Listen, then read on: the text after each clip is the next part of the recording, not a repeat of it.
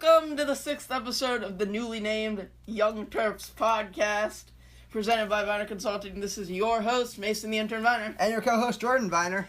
And today on the Young Terps podcast, we will be tabling our Maryland Northwestern and Maryland Ohio State previews to a Wednesday football-based podcast, because this week at Maryland Sports, there was so much recruiting that we decided to focus on Maryland, both football and basketball recruiting. Yeah, it's a huge week for Maryland recruiting on both sides of the, sports. Football got 2 recruits, and basketball got its first recruits of the 2019 cycle. So, we're going to start off here on the Young Terps podcast with the football recruits, and one of them they're both 3 stars. One of them is a defensive end from local in Maryland, Good Counsel High School, and the other one is from Virginia Beach, Virginia. He is a wide receiver. Don't say so. So to repeat the Young Terps emphasis here, Mason has a friend that goes to school at Good Counsel who knows Tyler Baylor. He actually plays football at Good Counsel High School, and he's an offensive lineman, so he has played against Tyler Baylor. And what he has said is this kid is freakishly athletic. His grandfather actually played in the NBA, and he has those genetics, and he is just so athletic. And he says if he develops right, he can be a force in the defensive end, especially with the way that the Terps defense is set up. So Mason thinks that Tyler will end up playing the buck in Maryland, and we went into detail on Maryland's kind of bizarre scheme a couple weeks ago on the podcast. You can go back to that one.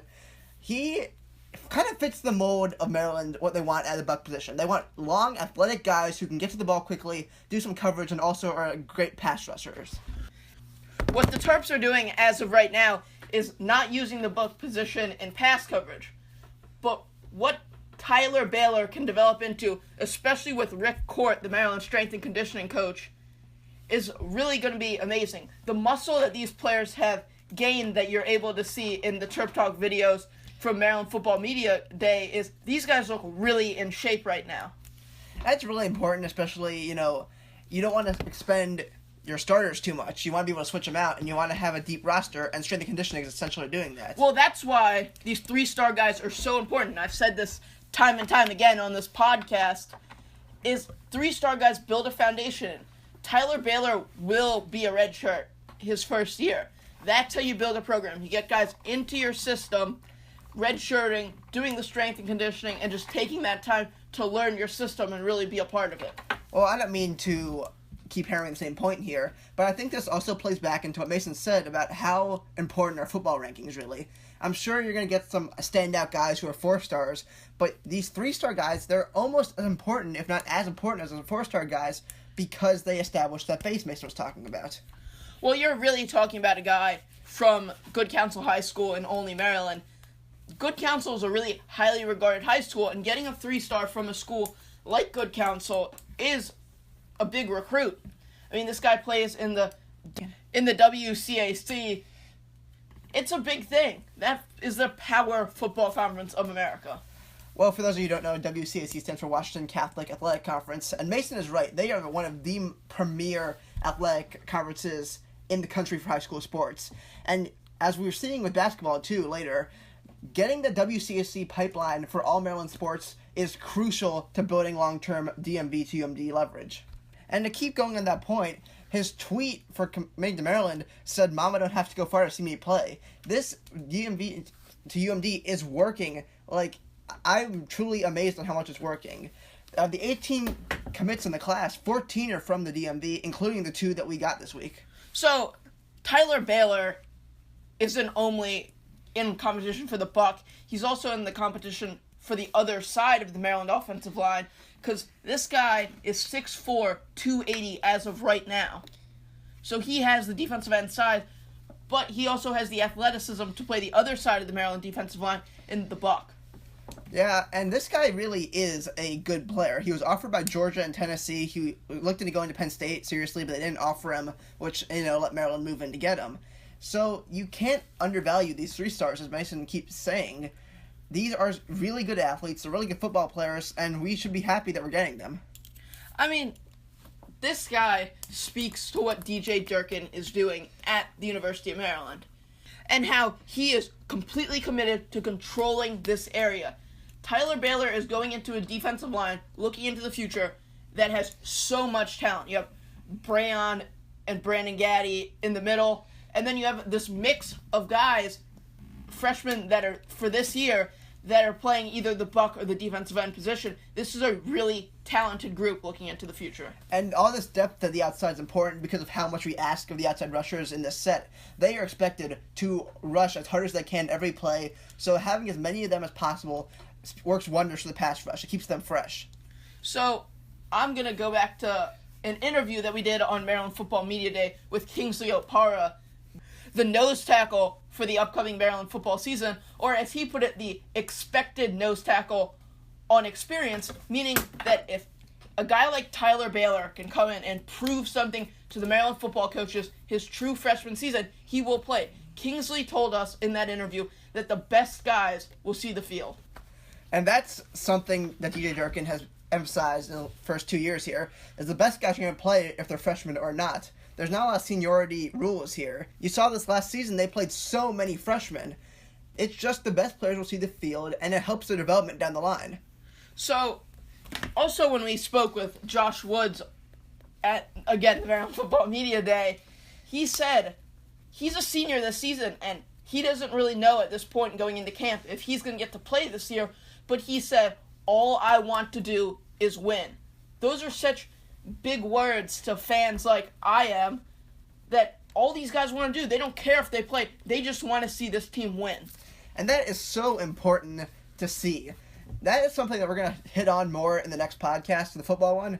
But DJ Durkin has completely reversed the culture of this football team in his 2 years. So that kind of covers Tyler Baylor. Let's move on to the other 3-star, Daryl Jones. Yeah, Daryl Jones, a wide receiver out of an area that the Terps have not seen this kind of success in a long time. That is Virginia Beach, Virginia. So Virginia Beach is an area where Maryland thought they'd get an in with Mike London. And they've actually managed to keep the in, even though Mike London moved on. The Terps have been pulling from this area, their biggest get game being the Gaddies. But this is another guy from Virginia Beach. Virginia Beach is a very rich recruiting football area, especially for its size. And this is just another one. It's another DMV to UMD commit. Well, the whole area is actually referred to in a lot of recruiting sites as the Tidewater of Virginia. And this guy fits the mold of the receivers that Walt Bell wants on the Maryland football team. He's another guy over 6 feet at the wide receiver position. And I reviewed the film of Daryl Jones, and all I saw was this guy making plays in every facet of the game. At the wide receiver position, the kick returner position, the punt returner position. I could keep on going. This guy makes plays. So, Maryland has seemed to move away from the small, speedy receivers at the receiving position. We already kind of see it with DJ Moore. Every receiver in this class, and we've gotten quite a few, I think we're on 3 or 4 now, is over 6 feet tall, like Mason said. We want big guys who can go and get the ball. And it seems almost counterintuitive to Walt Bell's system, but I'm sure he knows what he's doing. By the way, I saw DJ Moore on Tuesday. Yeah. The man looks like a middle linebacker now. That speaks to what Coach Court is doing. DJ Moore's muscles make him look like a middle linebacker. That is what we need in the Big Ten football. Okay, that's good. But Mason, can you explain why we're getting such big receivers? So, this is where a lot of Terp fans, when they saw a speedy, high-volume play offense that Walt Bell brought, you thought little wide receivers that just run around the field and they outrun the defense. But that's not what you see Walt Bell doing. He is setting up a program that can do both. They can run the ball out of the speed look, and they can throw the ball deep down the field with quarterbacks like Kasim Hill. So what you're doing with these big receivers is you're giving guys you can throw the ball up to, but yet Daryl Jones, when I looked at the film, looked like a supreme route runner. He stuck to his routes, and that made a lot of quarterbacks that he played against completely lose him, because it seems like every receiver can run their routes, but when you can do that at the next level, and you can make the cut just at the right time, it makes every play look like it's run to perfection, and that's where the completions in an offense move the chains. And that is important. Okay, route running, like Mason says, a lot of people think it's a given for receivers, but it is important. Julio Jones, especially if you look at the NFL, a lot of people see him as a supreme athlete, which he is. But the thing that sets him apart is he is a supreme route runner. He is one of the best route runners in the NFL. That's what makes him so special. So route running is important, especially in such a tight system like Walt Bell. Also want to point out, since we got both sides of the ball here, that a lot of people weren't too thrilled with Walt Bell's first year, and also Andy Boo's, but DJ Durkin seems to be committed to their coordinators and their schemes. Well, you brought in two guys that were completely different than the former administration with Randy Edsall. I mean, Walt Bell and Mike Locksley's offense have so many differences, even though they look kind of similar. But Andy Boo brought in a system that was completely different from Maryland's 2015 defensive coordinator, Keith Dudzinski. So this was the first year, and they were considered successful, finishing the year at 6-7. So what you're going to see this upcoming season is a team really set into the system for both these coordinators. And we can only see Maryland football improving as that goes on. So something that we're really going to hammer on in the next podcast again is DJ Durkin has brought back optimism and hope to Maryland football. And that is something we have not seen. I don't know if we've ever seen that in my lifetime, honestly. Oh, yes, you have. You lived through the 2001 Orange Bowl, even though you were like... I was 3. It doesn't count. Anyway. 2011, Randy Edsall came into Maryland, and there were talks of Danny O'Brien holding the Heisman Trophy. So don't tell me that optimism hasn't been in College Park with this football program since you've been born. Okay, you made a point, but that also just speaks to how long it's been. So that's 7 years since that season. Maryland football has optimism for the first time, and recruiting has been the key component of that. Actually, that was 6 years ago. That was 2011. But I get what you're saying. This program has been in a very downward slant since Randy Edsall took the reins. DJ Durkin he just brings that intensity that every football fan loves when talking about this team and how invested he is emotionally. And he just spends all of his time on Maryland football and trying to make this program great. And he's made a lot of these fans believe that this team and this program can be great. So I like teasing Mason a lot, saying DJ Durkin's just here so he can leave. But I agree with him at this point. I think he's committed to Maryland for the long haul, and these recruits are just some symptoms of that. They all are buying into DJ Durkin's thing. And let's be honest, we haven't had that in a long time. The DMV to UMD has succeeded at this point. And these are just two more guys. And granted, they're both very talented, and as we keep saying, we think they're going to be something. But it's signs of wider success. These are high upside guys that are coming to Maryland now. They're not going to Penn State, they're not going to Virginia Tech, they're not going to Georgia. They're going to Maryland. Where did Georgia come into that? Tyler Beller, was offered by Georgia. And Georgia's kind of a placeholder there. All these guys, these big schools, Ohio State, Michigan, Georgia, Tennessee, they're poaching this area, and it's not happening at the same level it was. So, Darryl Jones is what I believe will build the Maryland pass game up. Walt Bell wants 4 or 5 receivers that can play. I'm just looking in this upcoming classes for the guy that's going to make the really big plays, the high talent guy. They don't have that guy yet, but I'm sure that he's coming. Yeah, that's something I wanted to point out a couple podcasts ago that I didn't get to, is Maryland has not had a star receiver in a while, and we had a lot of them in a row. If we remember, just the last 10 years, we had Darius Hayward-Bay, Torrey Smith, and Stephon Diggs. And since Stephon's left, we haven't had a go-to receiver, and I'm hoping that we are getting one in this class. I think, personally, that they will, because they just seem to be pulling through, whether it's signing day or getting guys for the 2019 class. They're getting guys that can play the way that they want to play. I also feel like Durkin and this staff is really good to recruiting the kind of guys that they want in their system. Well, I think that kind of wraps up our football stuff. We're going to save some for the football podcast on Wednesday. So let's move on to the other big, maybe bigger news for Maryland sports. Is Maryland, out of seemingly nowhere, has pulled 2 2019, that's 2019, that means they're going to be juniors next year, guys for basketball. Those are Makai and Mahil, I think, Mitchell, 2 twins from Bishop McNamara. Yeah, they were recruited by the new guy on the Maryland coaching staff, Kevin Broadus. Now, that's not confirmed, but it makes a lot of sense. They offered them right after Kevin Broadus signed on, and he was also recruiting them at Georgetown. So we can say 99% sure that he was recruited by Kevin Broadus, but that's not confirmed.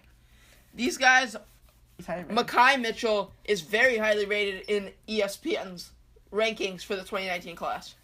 He is ranked 21st by ESPN, 46th by Scout, 47th by 24/7, and 48th by Rivals. So ESPN obviously has him the highest rated out of those multiple recruiting sites. So Jordan, tell us why with guys that are in the 2019 class, you see them so differently rated by the different sites. Well, the reason this golf is here, and really, it's 46, 47, 48 by the recruiting sites. ESPN doesn't put as much into recruiting as the recruiting sites do, obviously. So we see that golf, 46, 47 is probably more accurate. He's ranked 38th by the composite because ESPN ranked him so much higher, and the 24/7 includes that in their composite. But we should probably realistically put him around 47th. Though he is a very multi-talented player. I looked at some film from him, and he is a 6'9" center, but he plays like a power forward in my mind. He isn't a great shooter, but he has very strong passing skills. He's not a bad dribbler. He's a real college inside guy. He's not a shooter. He plays the college game. He's also a really strong rebounder, which brings me immediately to the comparison of a North Carolina player by the name of Kennedy Meeks, just a big guy down low who dominates the post, rebounds, and just plays with a toughness, and he's a real down low kind of power forward. Mekhi kind of fits the mold of a junkyard dog despite his high rating. So does Mikhail. Mikhail is much lower rated than Mekhi.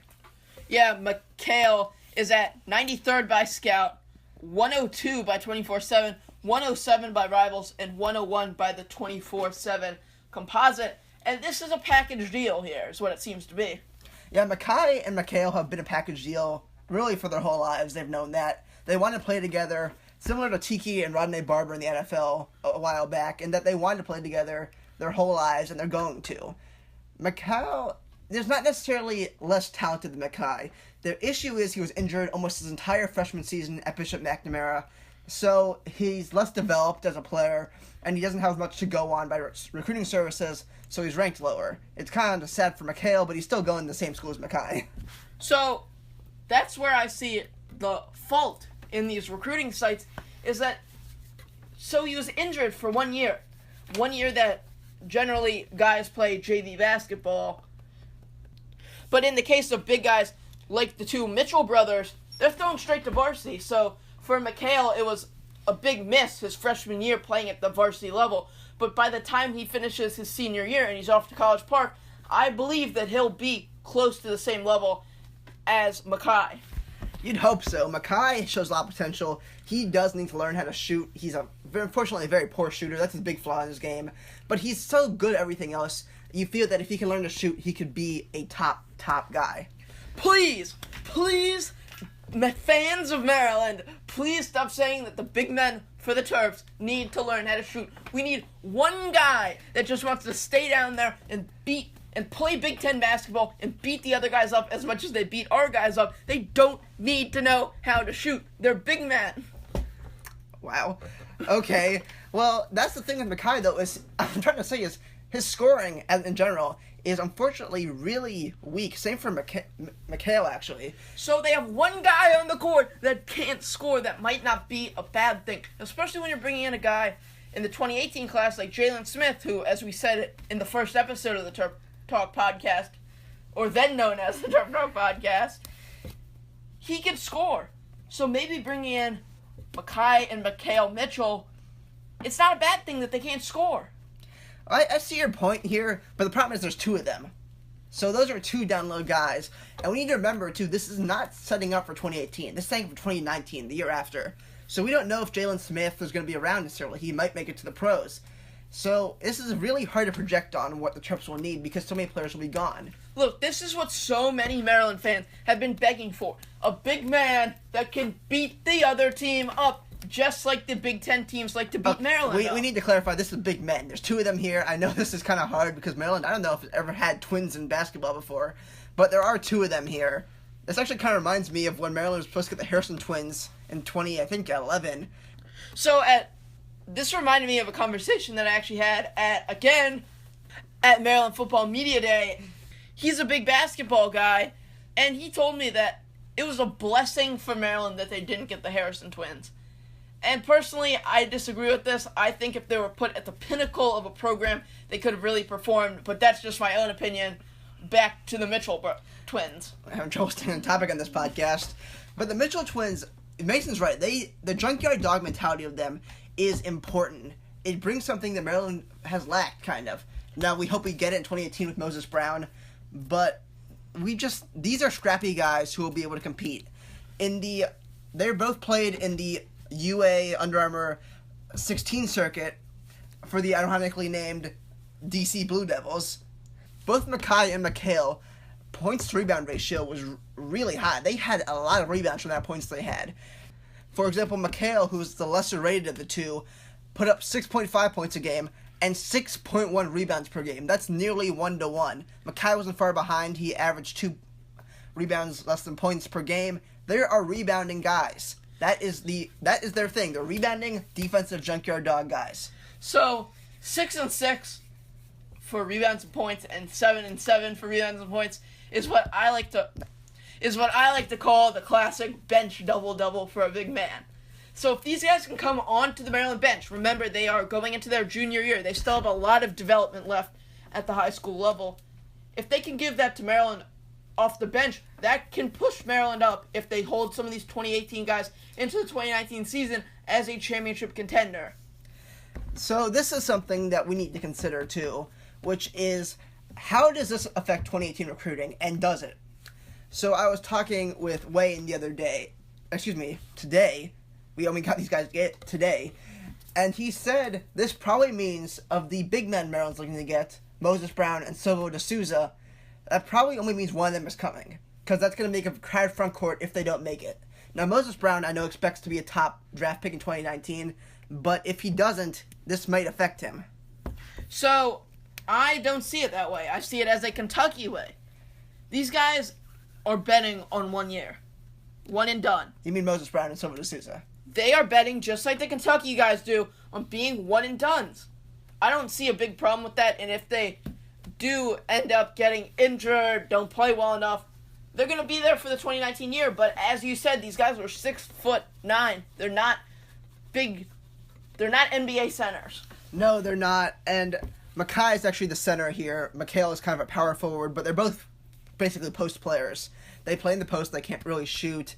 So I just want to brush on one more thing before we wrap this up, which is this is the same thing as football. This is a WCAC guys coming in to Maryland. And in basketball, that is even more important. WCAC is probably the best basketball conference in the country. We could get in an argument about that for days. The WCAC is a football conference. Okay, same topic here, because I have something else to say. Anthony Cowan also went to a WCAC school, but I don't remember which one at the moment. St. John's College, D.C. Thank you.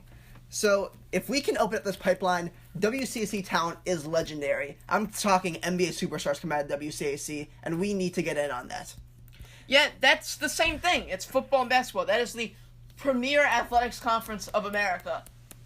It really produces Olympic athletes, NFL players, NBA players, WNBA players, MLL lacrosse players, any professional league that you can think of, there are probably players from the WCAC. Now, the WCAC does produce talent Maryland doesn't get its hands on. The most recent one that's coming up my head is Markelle Fultz, the number one pick of the draft, went to Washington. He could have gone to Maryland. DeMatha is in PG County. It's 20 minutes from Maryland. We could be a top 5 basketball school in the country. It's just there. We need to take it. It's the same. We need a DMV to UMD in basketball. It just doesn't seem to work the same way as it does in football. The recruiting process is completely different for college basketball players. And I agree with you, though. If they could recruit the area, Baltimore, D.C., and Virginia, they could be the premier, or one of the premier basketball programs every season. And they're looking to do that with Kevin Bradius. He's a DC guy. Jamarco Pickett was not looking at Maryland until Kevin Bradius showed up. And these guys weren't Maryland guys until Kevin Bradius. He is the doorway to getting these DC PG County kids. So that's a very important thing to look at when talking about Maryland recruiting. Jordan, let's get a final roundup for this podcast and a final roundup on the Mitchell twins. So the Mitchell twins are a different type of player for Maryland. They are different than Aaron Wiggins and Jalen Smith from 2018. They are rebounders, junkyard dogs. They are what Maryland has wanted, Maryland fans have wanted for a long time. They could be fantastic players for Maryland. They could be building blocks. Let's see if we can keep going for 2019. And I really hope 2018 we get Moses Brown and some of these other guys soon. I just want to shout out one more piece of news that flew under the radar with Cole Fieldhouse and all these recruits. Cameron Reddish, a small forward who was a really top-flight guy, has unfortunately ruled out Maryland in his top 5. He was considered a possible Maryland guy, but he's gone now. That's just kind of it. There are still top guys on the board, and I think Maryland's still going to have a great 2018 class. And that will wrap it up for this week's edition of the Young Terps podcast presented by Viner Consulting. And we would like to remind you to check out Wayne Terp on YouTube for all the Cole Fieldhouse festivities and Maryland Football Media Day. And remember to listen to the TerpTalk radio show 6 p.m. Wednesday night, 1300 CBS Sports Radio in Baltimore or on the radio.com app. And we will have a special discussion this Wednesday about Maryland Football Media Day, Cole Fieldhouse opening, and we will unveil our previews for our next 2 Maryland football games at Ohio State and home against Northwestern. That will be releasing on Wednesday night. And thank you guys for listening to this week's edition of the Young Terp Podcast.